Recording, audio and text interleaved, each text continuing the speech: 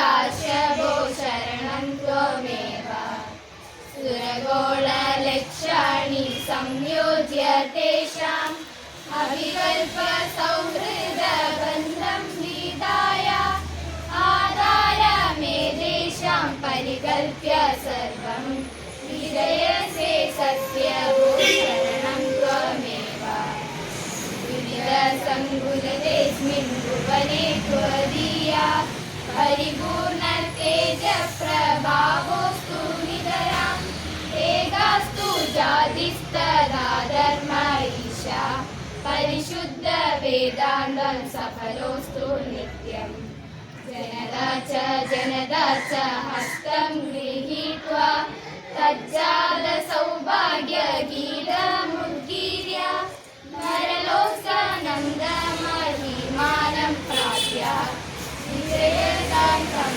दिव्यनामानि स्तुत्वा विजयदां तव दिव्यनामानि स्तुत्वा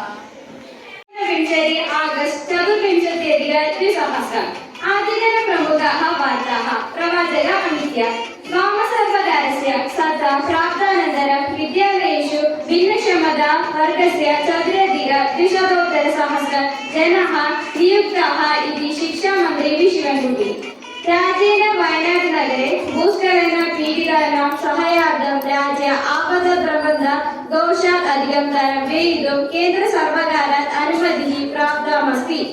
केन्द्रसर्वकारेण चिकित्सा महाविद्यालयानां सुरक्षा निरीक्षितुं समितिः नियुक्ता अस्ति। वैद्यसंस्थाः राज्यसर्वकारः च समितिः समीपे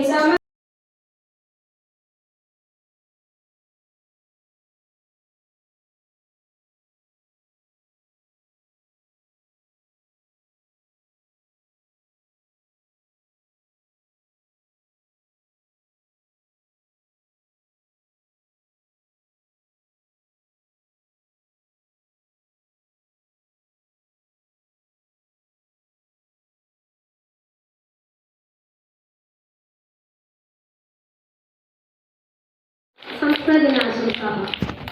ഇന്ന് ശ്രാവണ പൂർണിമയാണ്, സംസ്കൃത ദിനം. ചിങ്ങമാസത്തിലെ പൗർണമി ദിവസമാണ് സംസ്കൃത ദിനമായി ആചരിക്കുന്നത്. മുമ്പുകാലം മുതലിട്ട് ഗുരുകുല വിദ്യാഭ്യാസ സമയത്ത് ഒരു വർഷം ആരംഭിക്കുന്നത് ഈ ശ്രാവണ പൂർണിമ ദിവസമായിരുന്നു. അതുകൊണ്ട് തന്നെ ഈ ദിവസമാണ് സംസ്കൃത ദിനമായി നാം ആഘോഷിക്കുന്നത്. ദേവഭാഷ, വേദഭാഷ, അമൃതവാണി, ഗീർവാണധാരി എന്നിങ്ങനെ അറിയപ്പെടുന്ന ഈ ഭാഷ ഏതാണ്ട് 5000-ലധികം വർഷം പഴക്കമുണ്ട് ഈ ഭാഷയ്ക്കെന്നാണ് പറയുന്നത്. ലോകത്തിലെ തന്നെ ഏറ്റവും പഴക്കം ചെന്ന ഭാഷ എന്നാണ് സംസ്കൃത ഭാഷയെ വിശേഷിപ്പിക്കുന്നത്. അതുകൊണ്ട് തന്നെ ഭാഷകളുടെ മാതാവ് എന്നതും ഇതിനെ പറയുന്നു. മലയാളത്തിൽ ശ്രേഷ്ഠ ഭാഷാ പദവി കിട്ടുന്നതിന് മുൻപ് തന്നെ സംസ്കൃത ഭാഷയ്ക്ക് 2005 തന്നെ ശ്രേഷ്ഠ ഭാഷാ പദവി കിട്ടുകയുണ്ടായി. ഈ ശ്രേഷ്ഠ ഭാഷാ പദവി എന്ന് പറഞ്ഞാൽ 2000-ലധികം വർഷം പഴക്കം ചെന്ന ഭാഷകൾക്കാണ്. അതിൽ തന്നെ ലോക സാഹിത്യങ്ങളിൽ എല്ലാ ഒരു ഭാഷയ്ക്ക് വേണ്ടുന്ന എല്ലാ കാര്യങ്ങളും അടങ്ങിയിരിക്കുന്ന ഭാഷയ്ക്ക് മാത്രമാണ് ഈ ശ്രേഷ്ഠ ഭാഷാ പദവി കിട്ടുകയുള്ളൂ. 2005 ശ്രേഷ്ഠ ഭാഷാ പദവി കിട്ടിയ ഭാഷയാണ് സംസ്കൃത ഭാഷ. നമ്മുടെ ഭാരതീയ സംസ്കാരം തന്നെ സംസ്കൃതത്തിൽ അന്തർലീനമാണെന്നാണ് പറയുന്നത്. ഒരു ഭാഷ എപ്പോഴും ആശയവിനിമയത്തിന് വേണ്ടിയാണ് ഉപയോഗിക്കുന്നത്. സംസ്കൃത ഭാഷ ആശയവിനിമയത്തിനതിന് ഉപരിയായിട്ട് അത് ഒരു സംസ്കാരമാണെന്നാണ് പറയുന്നത്. അതുകൊണ്ട് തന്നെ ജ്യോതിശാസ്ത്രം, നാട്യശാസ്ത്രം, ഗണിതശാസ്ത്രം, ആയുർവേദം, യോഗശാസ്ത്രം എന്നിങ്ങനെ ഏത് പ്രാചീന ഗ്രന്ഥങ്ങൾ ഏതുണ്ടോ അതെല്ലാം രചിച്ചത് സംസ്കൃത ഭാഷയിലായതുകൊണ്ട് തന്നെ സംസ്കൃത ഭാഷയുടെ അർത്ഥവും വ്യാപ്തിയും മനസ്സിലാക്കുവാൻ നമുക്ക് ഏവർക്കും സാധിക്കുമെന്നാണ് കരുതുന്നത്.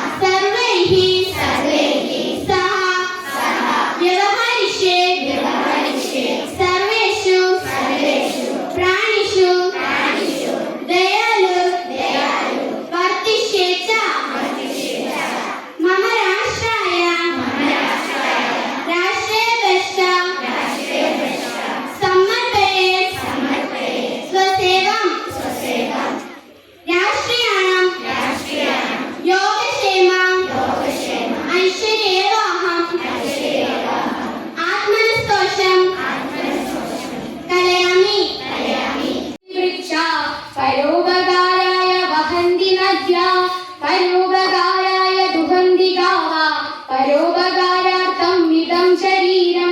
വൃക്ഷങ്ങൾ മറ്റുള്ളവർക്കായി കായ്ക്കുന്നു, നദികൾ മറ്റുള്ളവർക്കായി ജലം വഹിക്കുന്നു, പശുക്കൾ മറ്റുള്ളവർക്കായി പാൽ ചുരത്തുന്നു. നമ്മുടെ ഈ ശരീരവും പരോപകാരത്തിനുള്ളതാണ്. അയം നിജഃ പരോവേദി ഗണനാലഘുഛേദസാം ഉദാരചരിതാനാം തു വസുദൈവ കുടുംബകം. ഇയാൾ എനിക്ക് സ്വന്തം, ഇയാൾ എനിക്ക് അന്യൻ എന്നിങ്ങനെയുള്ള ചിന്ത അല്പന്മാരുടേതാണ്. ഉയർന്ന ചിന്തയുള്ളവർ ഈ ലോകം മുഴുവൻ തന്റെ കുടുംബമായി കണക്കാക്കുന്നു.